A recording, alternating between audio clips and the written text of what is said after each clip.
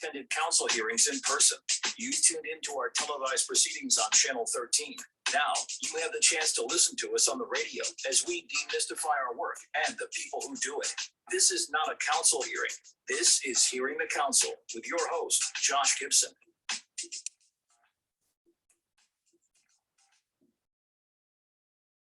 Thank you, deep voice person with the funky backbeat. Indeed, this is not a council hearing. This is Hearing the Council. You can't have a government without a council, so you can't have a government radio station without a council show. This is it. I'm Josh Gibson, Director of Communications for the Council. You may also know me as our voice on social media at Council of DC. And we are thrilled to be joined once again with at-large Councilmember Christina Henderson. Thanks for coming. Thanks for having me again, Josh. It's good to see you. Good to see you as well. So we are going to tackle a couple of topics today based on time. We'll see how far we get. But the first one is the topic of out of school time and extended hours at rec centers. And because we immediately get to the topics that matter, I had always abbreviated out of school time as OOST and pronounced it in my head, oost. But in email setting up this interview, it was OST, and I Googled it, and it seems like Montgomery County calls it OOST, but DC calls it OST. So are you team oost or team ost? Team ost is how we refer to it in DC. So that's interesting that we have a regional difference here. We do. And do people pronounce it ost, or do they just tend to say OST? I think we just say OST. Okay. Gotcha. The remainder of the interview will be conducted with that protocol. Okay. So last week you were out at Berry Farms with the mayor for a press conference announcing extended hours at rec centers. Why don't you talk a little bit about what was announced? Yeah, so a couple of things were announced. The first of which is the announcement that we were going to be extending the hours for some high usage rec centers. Starting on March 27th, 8 rec centers around the city will have extended hours, either opening earlier or closing later to respond to the community's desires and interests to have more time at the rec centers, whether it's seniors who want to see more classes or young people who say, hey, I have nothing to do after school. It would be nice to go to the rec center and not be kicked out at 5 o'clock. So that's going to be starting on March 27th, those first 8 centers, and then more centers. I think there's an additional 37 who are going to start with extended hours starting in April. So that's huge. The whole purpose of this is sort of gearing up towards summer and making sure that we are providing opportunities for young people in the community to do things outside that are productive and fun and a learning opportunity, but just also keep you out of trouble. So that was a big thing. The second large announcement was a new change to the lottery system for signing up for summer camps and for high interest programs like Learn to Swim and tennis. If you have ever sort of been online during camp sign up day or anything like that, you know that is like one of the days that people have, they have the ire for DPR, similar to what they have for Ticketmaster, anytime you're trying to get tickets for a high demand concert. You only had one day, one time to try to get in line and secure a slot for your child. And unfortunately, if you, let's say, had a job that didn't allow you a time for a break at noon on a Tuesday in order to refresh, and hope for a slot, you are out of luck for your kid. And what we're finding is for many families who don't have options outside of the DPR system, their young people were just out of luck. And so I, last year, after we had a snafu with the DPR sign up site for spring programming, I don't know if some of your viewers remember this, the system crashed. The website failed completely. And so we have been working with DPR to sort of modify some changes. One of the things that I kept saying is, like, with all of this technology that we have out in the world today, there has to be a better way for us to deliver a more equitable sign-up system that residents will see as fair. in terms of them getting options. So that was the second thing. And then the third thing that DPR announced, which is great, is that they're hiring 600 positions. And so it's an opportunity for folks, especially in the lifeguard space, to get trained before getting hired. And, we pay very well for our lifeguards and other things in the summertime. And so this is an opportunity for young people or part-time workers or folks who've been out of work to perhaps consider a new job career path, and then come work with us at DPR this year. Gotcha. Let's quickly go back to the summer camp sign up issue. Yeah. When we were doing COVID vaccines, we had one round, I can't remember, 1 or 2 rounds that were hellish, that were, Hunger Games, Yeah. survival fittest. But then we pretty quickly pivoted to a lottery system. Correct. What I'm wondering is, we've been doing summer camp for years. We've even been doing summer camp online for years. Mhm. Why did it take so long? Like, the learning curve was much faster on COVID. You are asking an excellent question. But I think for some people too, like, change is hard. We'll start there. That's first. Change is hard. And there were people who had managed to game the system. They have, 3 or 4 laptops that were open, aunties, grandmas, uncles and cousins who were also trying to register on the system to try to like get a spot and get a place. But what I also learned from this process is that when it comes to Parks and Rec across the country, in terms of website signups or activity signups, there's one company that literally every Parks and Rec department across the country, major Parks and Rec department, we're using. One company.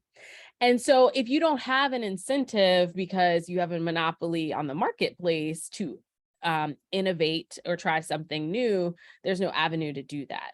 And so, last year, the system crashed for spring programming sign up. There was a quick conversation of like, this cannot happen for summer camp. So one of the most immediate things that they were able to introduce was the queuing system. So when you sign on to the website, you're put into a line, and then only a certain number of people are allowed on the website at any given time to make sure that the system doesn't crash from a bandwidth perspective. And so that was great. But again, it was still a singular point in time. The new system that was announced will allow for families to sit down, review the camp offerings, and they have 3 weeks to do so, a little bit more than 3 weeks to do so. And then you get to rank what you're looking for each session, up to 3 options. And then we'll run a lottery, and then we'll see where things land on the other side. Now, we know with lottery systems, especially say like My School DC, not everybody will be matched with something that they are looking for. But the hope is that people feel like they had a fair shot to get their kids signed up for camp. Now, my understanding from Director Hunter is that they're going to be making some other changes in the fall that they couldn't necessarily do here in the summertime. So for instance, what they have in the summer, they will have a sibling preference, which is great, right? So if you have multiple kids, you can have that sibling preference. So you could do one drop off for summer camp, as opposed to, oh, my kid got in at Turkey Thicket. Oh, I couldn't find another spot in over at Deanwood. That doesn't really work for families either, right? Having to go to multiple locations for a summer camp opportunity. One of the other things that I am hoping that DPR will also look at is whether there could be a proximity preference so that families can have priority at the rec center that's closest to their home. That also helps for families who say don't have a vehicle to travel. It's much easier for your kids to perhaps walk the 3 blocks to the rec center for summer camp, as opposed to you having to maneuver how to get them across the city for something because all the programming in your neighborhood was taken up very quickly. So, that's another kind of thing. And then the other is like, what additional things, preferences can we put in place for families who are of a lower economic status, who need the DPR programs because that is the only price point available to them to provide something safe for their kids to do over the summer. Families like you or mine, if we don't get a DPR slot, we have other options that are available to us. But for some families, they need this. And so we want to make sure that those kids can get connected. Because unfortunately, what we hear is like for a lot of these young people, if your family isn't successful in getting a DPR slot, you're just sitting at home all summer. And we know that's not productive. Right. Right. I mean, I think the new process in general is better from an equity standpoint, because you can't do, like you said, have 6 devices. You know, if I have a phone and an iPad and a laptop and my wife does, you know, we can't all get on our devices. So and we don't have, you know, we like you were pointing out, that being able to take the time off during the time the old system used to open. So hopefully that's already a big step forward for equity. And then what you're talking about would be even more important on top of that. From a contracting standpoint, did we start all over and create a new system, or were we able to recycle the COVID lottery system? That's a really good question. I'm not entirely sure. I know that DPR was working specifically with Octo on, you know, a solution from last year, and then on whatever the solution is going to be going forward. But I would imagine that we did have to start a new contract, just because we're dealing with 2 separate agencies. So the idea that we would just be able to piggyback on one system when we're dealing with one that was in the healthcare space versus one that's in the Parks and Rec space, I imagine that there probably was some new contracting there. But it could be, I'll just leave it. Is that when you said that, you know, all the Parks and Recs department nationwide use the same contractor? Plenty of agencies distribute scarce resources via a lottery system. Mhm. So it's just kind of crazy that Parks and Recs departments would only buy from Parks and Rec department lottery vendors. You know, it's a but I mean, if you think about it, like, if you were in a particular industry and you're going to ask colleagues in that industry, hey, what's the best system? Well, they're certainly going to promote their own, right? And so you get into a situation where everybody's just kind of doing the same thing. You could think about it from, let's say the Department of Employment Services, for instance. They have been engaged in a project to redo our unemployment system website and system, right? It's been going on for some time. There's a delay, X, Y, or Z. We are using the same vendor that several jurisdictions around the country are using. So I guess in some ways we like to build off the expertise of a vendor in that area. But it also, at least for me, I was like, man, if I was in a different line of work, and I was an engineer or a, you know, website designer, this seems like an area that's ripe for competition and innovation. Yeah, I would agree with that. So back to the first topic you brought up in terms of the extended hours at the rec centers. Mm-hmm. In reading the mayor's press release, and this, maybe I'm wrong about this, or maybe I'm just the last one to know about it, but the rec centers are not open on Sunday? They're not.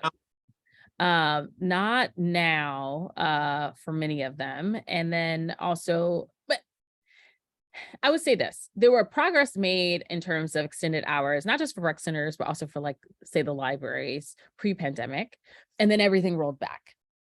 And so I think we're trying to figure out a way of how do we get back to where we used to be, where, you know, sites were active and live and residents were able to access them at all types of peak hours. But yeah, I just this weekend I was trying to go to, like, Turkey Thicket for something, and I pulled into the parking lot and was like, wait, it's Sunday. And they are closed on Sundays. Yeah. I mean, and that just takes my breath away. I mean, with all of the resources the city has, and all of the some of the things that seem like luxuries that we can offer at times to folks, that just seems like basic bread and butter, common sense. It does. But I would also say, though, some of this is about workforce. You know, I think that, like, if I think about the number of people who contact us about wanting more access to pools, not just at the rec centers, but the aquatic centers that are connected to schools, you know, many of the challenges originally in sort of providing those extended hours to the public had nothing to do with not having the space available, but had everything to do with they didn't have enough lifeguards to staff the pools for the hours that, you know, folks were seeking for them to be open for. And so I think that's why the third part of the announcement is so critical to this, right? Like, we need, if we want these additional amenities, we can't just open up a center and not have staff there. We can't just open up a pool and have no lifeguard. And so we need folks to be able to you know, come in and do those jobs. to allow for us to expand in ways. And so if folks know, like, a young person who needs a job or someone who's going to be home, from college over the summer, I hope that they will share the information with them that DPR is hiring. Now, it takes a special type of individual to do that type of work, right? If you don't like kids, don't sign up for a job with DPR. If you don't like people, don't sign up for a job with DPR. But for the folks who, this is up their alley, they want to be outdoors, they want to have fun, they want to, instruct classes or whatnot. DPR is needing folks to do so. And without those folks, we can't expand the slots. We can't do, all the things that residents are asking for. And of those 600, and you might not know this, are those mainly the seasonal summer work like lifeguards, or a lot of those full-time employment? So my understanding is that they are setting up the program by which you start as seasonal, but then you are able to transition to more full-time work. So at the press conference, there was a young woman who sort of wrapped up things at the end. She's the pool manager now at Berry Farm, but when she started with work with DPR, she started as a seasonal employee. And now she's managing the pool there. So there's a career ladder opportunity for folks in this regard. But yeah, it starts with seasonal and then it kind of works its way up. Now, I mean, I think all of these are great. We still have much more work to do to make sure that, when we say opportunities for all or access for all within out of school time, that we actually mean all, which we haven't done really a great job for folks with disabilities. And so we need to do some more work on that. But I'm excited to sort of partner with DPR on this. And frankly, I'm glad that we have a situation where there was a problem. It had to get worse before it got better, but it was a problem. And the agency was able to work fairly quickly to address it and come up with something new. So kudos to DPR. Yeah, I mean, necessity is the mother of an invention, and it might have taken several cycles of frustration, but kind of hitting rock bottom with the system crashing last year seems to have kind of forced the innovation. Right. And on the lifeguards, it's great that we're trying to build homegrown talent, because I know that like at the beach, I think there's literally like a visa class where they literally import lifeguards from like Eastern Europe and like literally across the world to fill those spots, because they've, I think, struggled to hire. But I'm hoping we can do it locally, because I mean, swimming is just such a life skill. So yeah, it's I wish that this was like a thing when I was younger, because, frankly, I feel like, I don't know, being a lifeguard at one of the rec center or aquatic centers here in the district just seems so much more appealing than like working at Six Flags all summer. But that's just me. Yeah. And also it makes for a hell of a college essay. I mean, you're learning CPR, you're saving lives. I mean, it's a ton of responsibility for someone who's young. And I just think it sets you up so well in so many ways. You referenced this a bit earlier in terms of the trying to extend the hours for the rec centers, that it was to keep the youth aspect, at least, was trying to keep kids out of trouble.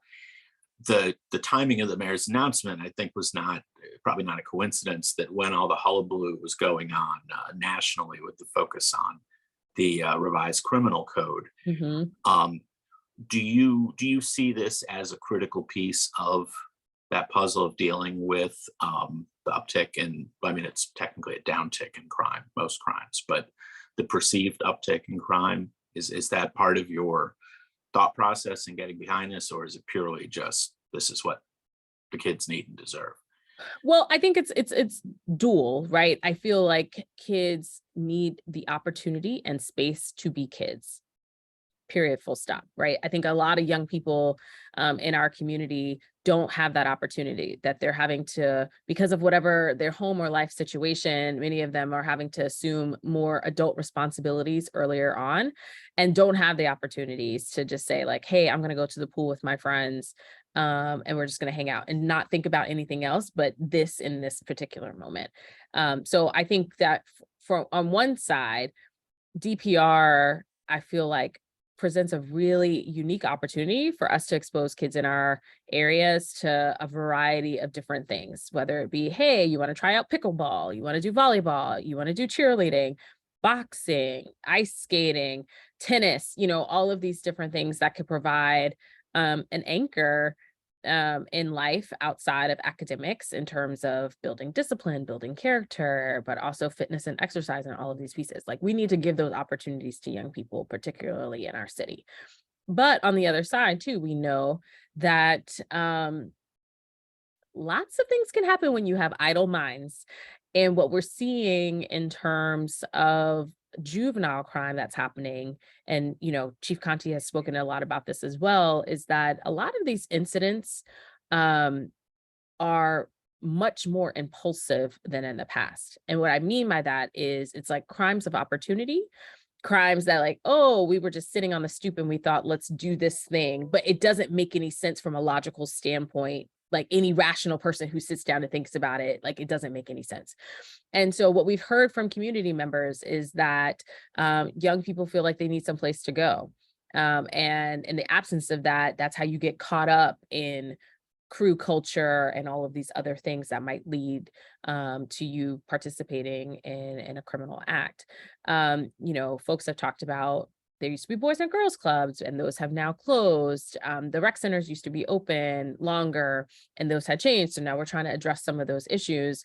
So folks just have like a cool place to hang out. And I think that's fantastic. I think that's great. And it also kind of reminds me of, one other thing that we kind of trying to push outside of the DPR space is, like, in what ways can we keep our schools open longer? So, schools provide a lot of extracurricular activities, sports, other things. But let's say you're not the jock. Let's say, hand-eye coordination is not your strong suit. What opportunities are we providing for you that allows for you to, like, let's say your home life isn't great, or you lack internet access at home.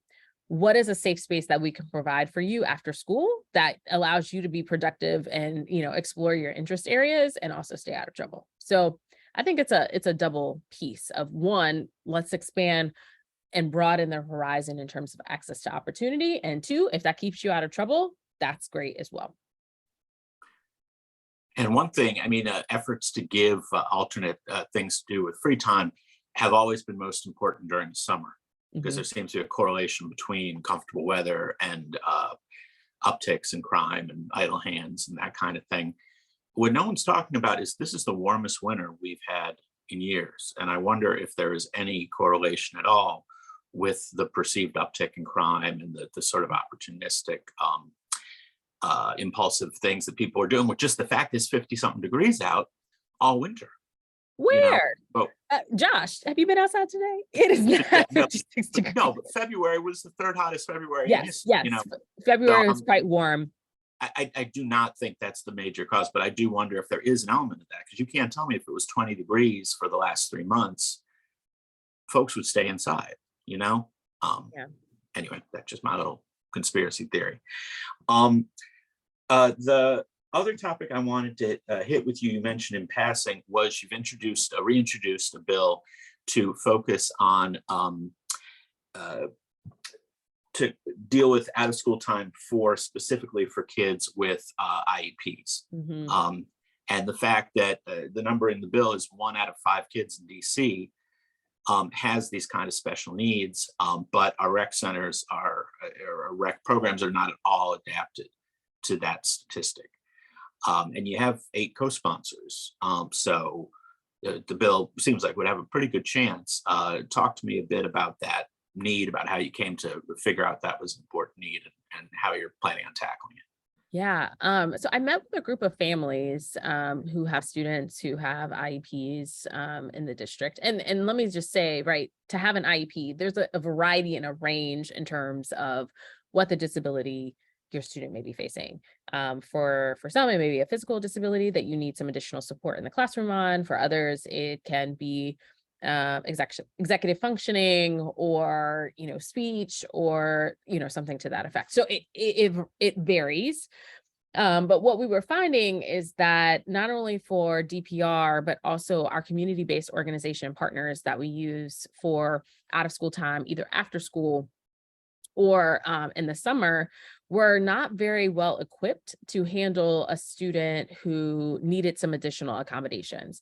And it was a very much a surprise to me that as a city or as a, quote unquote state from a OSSI standpoint, that we have no guidelines outside of the American with Disabilities Act that provides some standards and legal protections in terms of what community-based organizations can and cannot do. No, you cannot turn away a student because of X.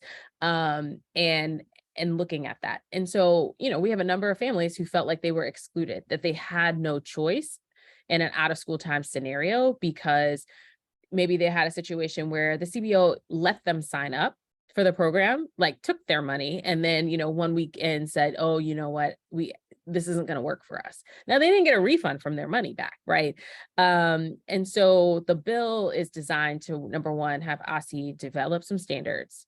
We're going to educate folks on like what those standards are, but also for us to set up systems to help for CBOs who need additional technical assistance around how they serve students with special needs to make that available to them as well. So for instance, you might have a young person who needs visual aids in order to help communicate. Can that CBO contact OSSI to purchase the materials so that the young person can participate? What are the additional things that are necessary and needed? And so I feel like if we're going to have a conversation about out of school time and making sure that we're increasing opportunities for all, it has to include all. We have to talk about, students not being excluded because of having an IEP or disability. Now, is this like with 8 votes, it seems like the bill would stand a pretty good chance. Is this something that you, but it won't be funded? Is this something you put in your letter to the mayor, or you're going to try to work with the chairman to kind of pre-fund, or is this something that might still be a couple of years out? I don't think it's necessarily something that's going to be a few years out. We've had conversations with OSSI around this. I think it's a question of like, what's the number? It might be a situation where we are able to fund it and then we pass the bill after the fact. But what I don't want us to do is to get to next summer and not have resolved this issue. Right. That's key. Ideally, we would not get to next school year without having resolved this issue, because for a lot of families, they need after school care just as everyone else. Sometimes I think about the fact that so my oldest daughter, her school is over at 3:15. There are some families who have the flexibility to go pick up their child at 3:15 every day and go on about their day. Then there are the rest of us who, work doesn't end at 3:00 in order to make that happen. And so what happens to those young people if they're not able to participate in after school programming? That kind of limits the availability and opportunities for their families. So that's my hope, is that by next school year, we have something in place, but certainly I don't want to get to next summer and not have addressed this issue. Yeah, absolutely. Well, I think we skipped it last time, but 2 interviews ago, we did the fun closeout round, which you enjoyed. So we're going to do that real quickly before we run out of time. Okay. And it's similar to the last one, fun. Which of your colleagues would you assign odd tasks to? Would you tackle odd tasks with? So I'm going to give you a task, and I want you to tell me which of your colleagues you would enlist in the effort. Okay. The first one is going on a camping trip, walk in the woods. Cool. I'm going to say Charles on a camping trip. He is outdoorsy enough to be resourceful in that situation. He'd be a help and not a hindrance. Yeah. He also doesn't seem like he scares easily, which I think you need like a calm soul who's not saying like, oh my God, what was that? Anytime that they hear something unusual outside. Right. True.